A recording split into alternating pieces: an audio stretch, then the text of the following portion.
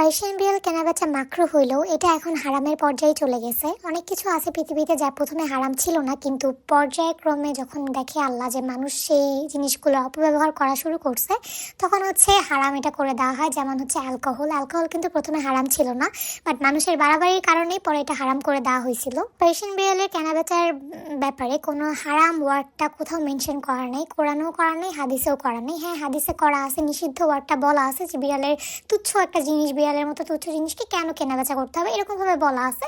কিন্তু একেবারেই যে হারাম বলা হয়েছে এরকম কিছু না, সেই জন্য এটা মাকরু, যেহেতু কোনো নির্দিষ্ট হাদিস নেই।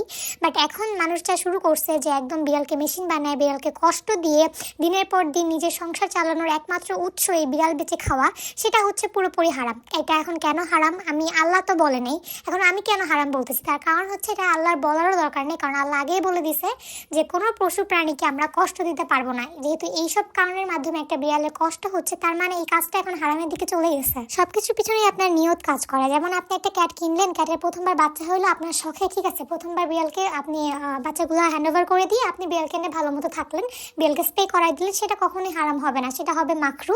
কিন্তু আপনি একদম এটা আপনার একদম নিয়মিত ব্যবসা লাগাই দিয়েছেন, তখন এটা অবশ্যই হারাম হবে। কারণ একটা ক্যাটের জীবন আপনি নষ্ট করে দিতেছেন আপনার, শুধুমাত্র আপনার লাভের জন্য। হ্যাঁ, একটা ক্যাট কেনার আগে এখনকার মানুষের টার্গেট এটাই থাকে যে ক্যাটটা বড় হলে কয়টা বাচ্চা দিবে, কত লাভ হবে, এই হচ্ছে এখনকার অবস্থা। তো এগুলো তো অবশ্যই হারাম, কারণ আপনি তো ক্যাটের ভালো দেখতেছেন, আপনি তো শখে নিতেছেন।